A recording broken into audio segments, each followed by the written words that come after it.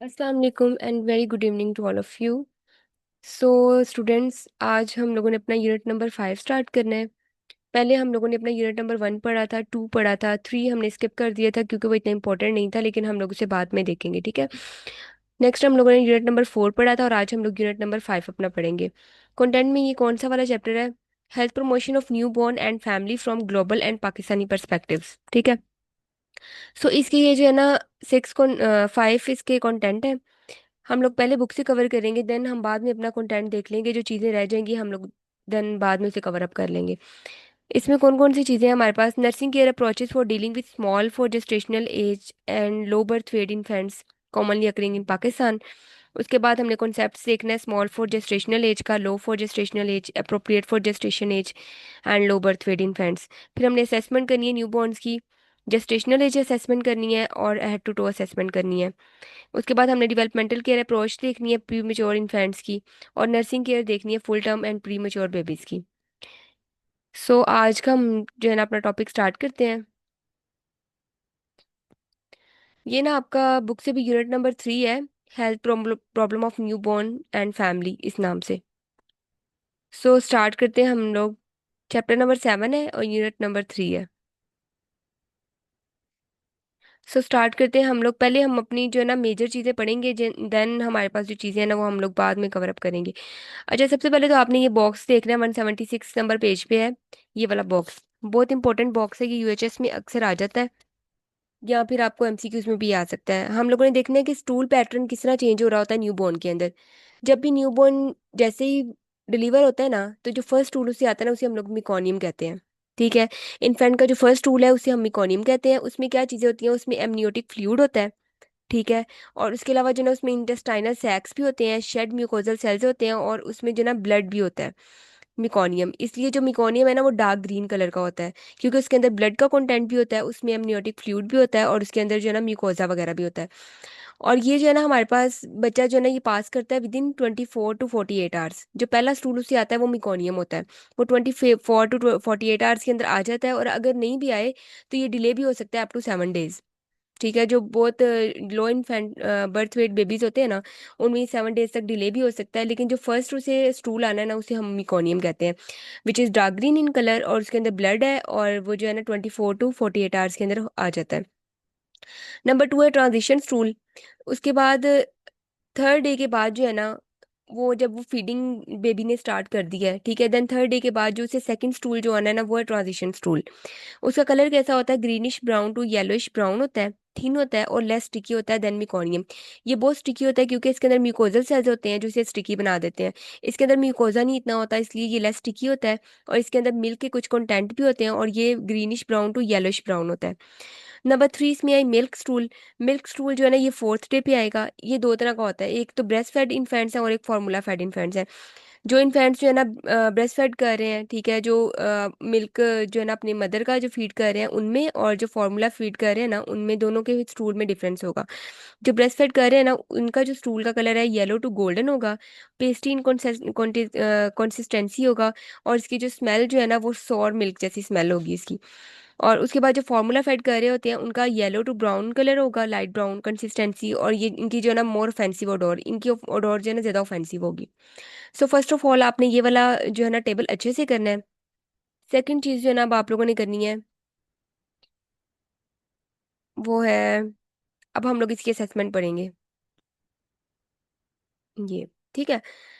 जब भी कोई भी बेबी डिलीवर हुआ है ना, सबसे पहले जो उसकी इनिशियल असेसमेंट हम लोग करते हैं ना उसी हम लोग कहते हैं एपगार स्कोरिंग, ठीक है। ये जो है ना हम लोगों ने विद इन 1 to 5 मिनट्स के अंदर करना होता है, और ये हमें बताता है कि जो बच्चा जो है वो किसी अबनॉर्मेलिटी की तरफ तो नहीं है। उसे उसका मोर्टेलिटी रेट और मॉर्बिडिटी रेट ठीक है, और उसकी जो मसल टोन है, रिस्पायरेटरी रेट और हार्ट रेट वगैरह, ये सारी चीज़ें उसकी ठीक है। किसी भी बच्चे की एबनॉर्मेलिटी या नॉर्मेलिटी देखने के लिए फर्स्ट जो हम लोग स्कोरिंग करते हैं वो होती है एपगार स्कोरिंग, ठीक है। ये बहुत इंपॉर्टेंट है, ये भी अक्सर जो है ना ये आ जाता है। ये आपने अच्छे से करना है कि एपगार स्कोर क्या है। ये हमारी जब हमारी दफ़ा था ना, थर्ड ईयर में हम थे, तो ये हमें भी क्वेश्चन आया था एपगार स्कोरिंग का, ठीक है। सो एपगार स्कोरिंग जो है ना, सबसे पहले तो आपने ये याद रखना है कि हम लोगों ने इसे किस टाइम के अंदर करना है। जैसे ही बेबी डिलीवर हुआ है, 1 से 5 मिनट के अंदर, ठीक है। अब इस किस तरह के बेबी डिलीवर हुआ है, फौरी हम लोगों ने 1 मिनट के अंदर अंदर एपगार स्कोरिंग कर देनी है, ठीक है। और देन हम लोगों ने फिर 5 मिनट के बाद करनी है, ठीक है। तो इसमें जो ना हम लोग डिफरेंट स्कोर देते हैं, जितनी भी चीज़ें होती हैं उनको हम लोग 0 1 2 स्कोर देते हैं। और जो कैटेगरी जो है ना 0 के अंदर फॉल करती है वो अच्छी नहीं होती है, जो 1 होती है वो मॉडरेट होती है, और जो 2 होती है वो अच्छी होती है।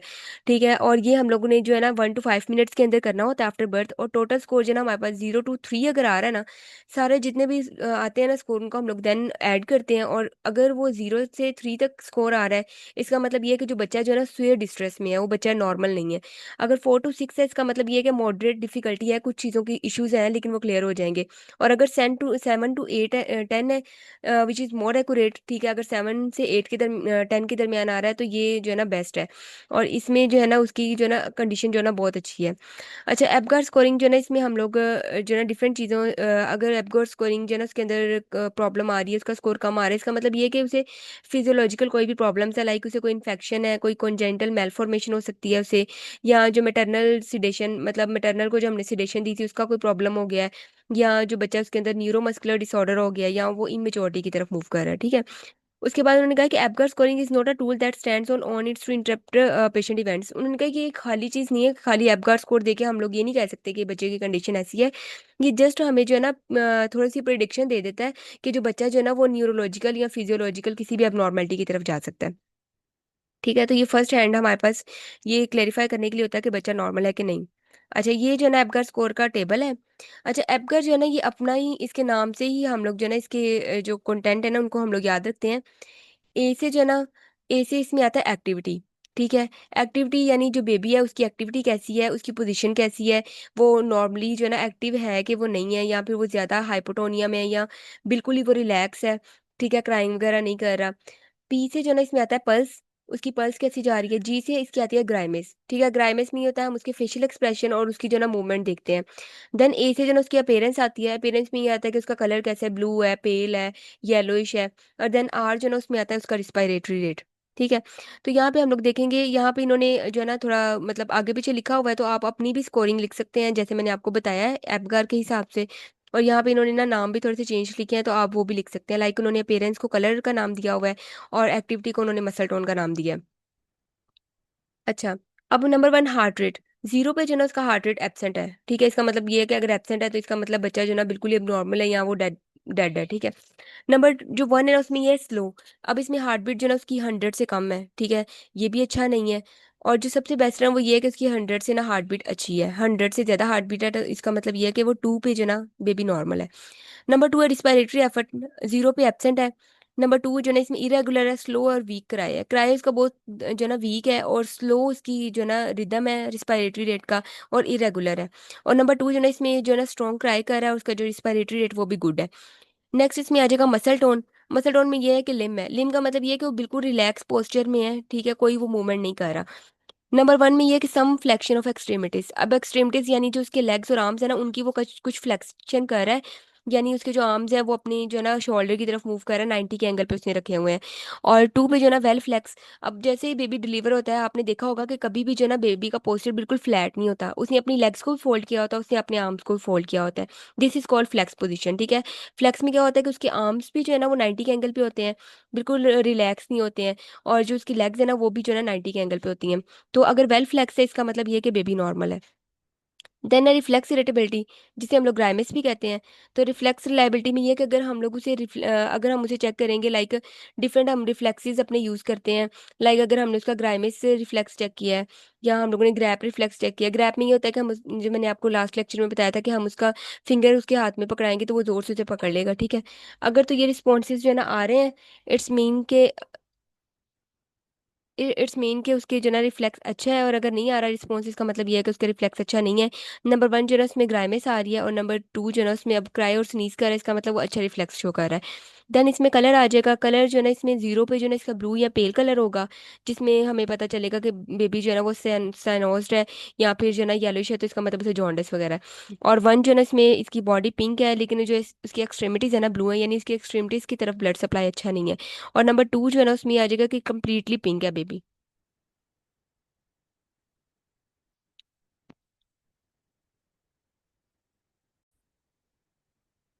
अच्छा, ये हम लोगों ने एपगार स्कोरिंग देख ली है, विच इज़ वेरी इंपॉर्टेंट। आपने ये अच्छे से करना है, ये एमसीक्यूज में भी अक्सर आ जाता है, और ये वैसे भी क्वेश्चन आ जाता है एमसीक्यूज में भी।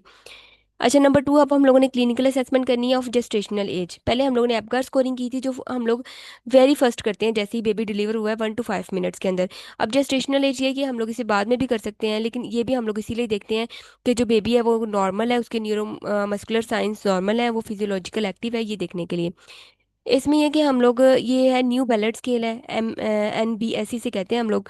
और ये जो है ना, ये ऐसा स्केल है जिसमें हम लोग उसकी फिजियोलॉजिकल और न्यूरोमस्कुलर दो चीज़ें इसमें देखते हैं। ठीक है, इसमें हम लोग दो टेबल्स यूज़ करते हैं, जिसमें एक में हम लोग न्यूरोमस्कुलर उसकी एक्टिविटी देख रहे होते हैं, और नंबर टू जो है ना, उसमें हम लोग उसके फिजियोलॉजिकल सारे साइंस देख रहे होते हैं, उसके आईलिड्स, उसके जेनिटल, उसके ईयर्स वगैरह, ये सारी चीज़ें देख रहे होते हैं।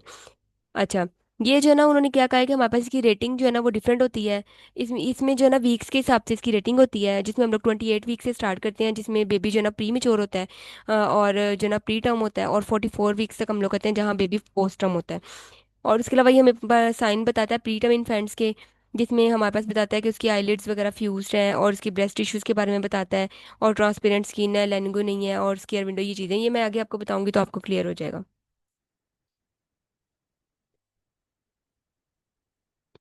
अच्छा, ये जो है ना, हमारे पास दो टेबल हैं, जिसमें हम लोगों ने उसकी जेस्टेशनल एज को एस्टिमेट करने के लिए हम लोग यूज़ करते हैं।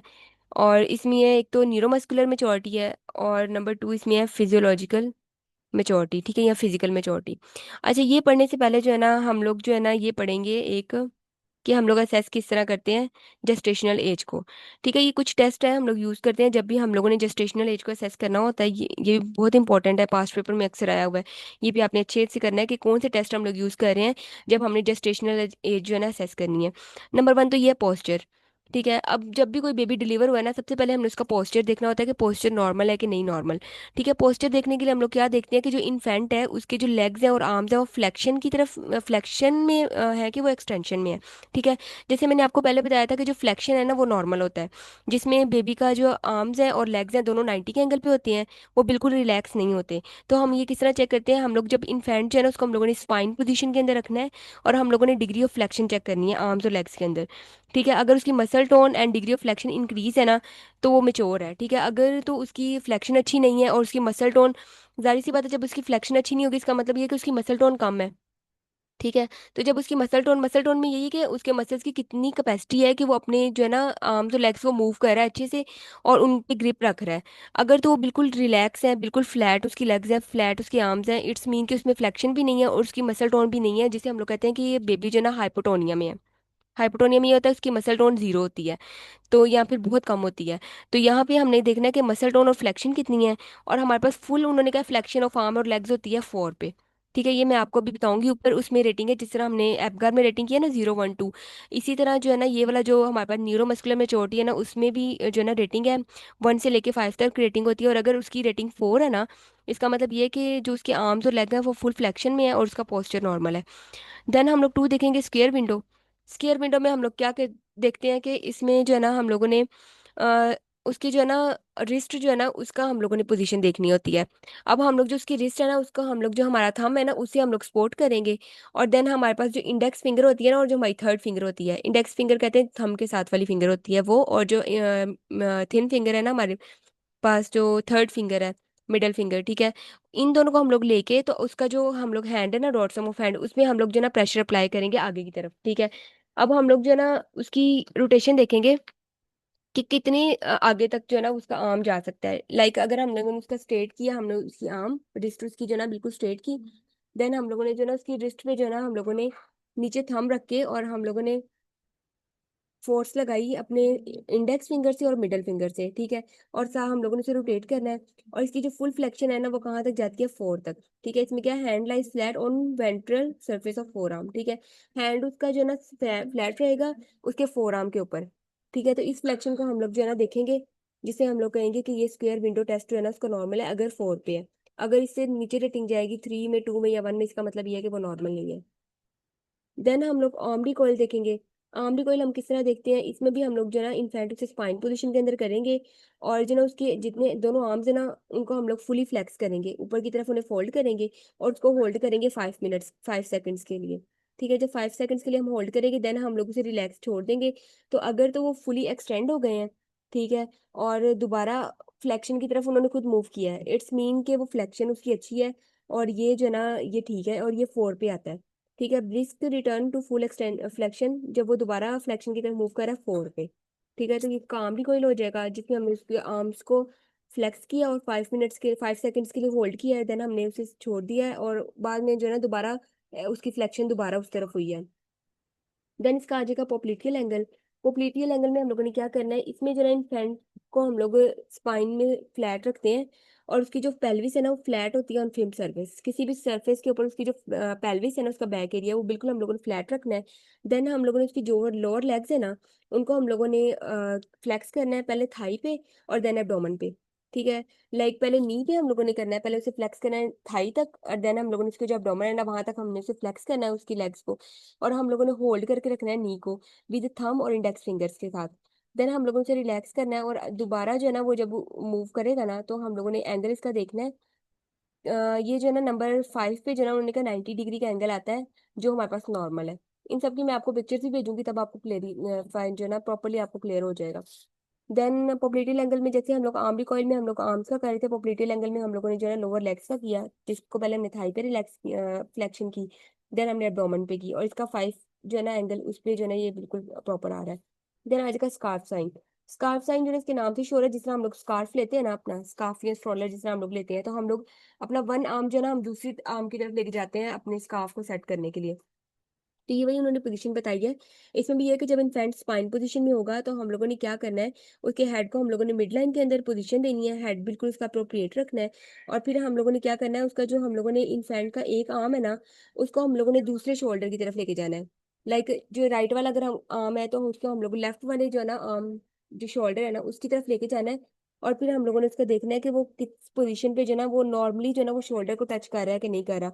अगर तो बेबी क्राई करेगा, उसे पेन हो रहा है, इट्स मीन के उसकी प्रॉपर फ्लेक्शन नहीं हो रही, और फिर जो है ना उसका रेटिंग भी कम जाएगी। और अगर वो इजीली अप्रोच कर रहा है उसके शोल्डर को तो इसका मतलब ये है कि बेबी नॉर्मल है, और ये रीच करता है नंबर 4 पे जो है ना ये रीच करता है।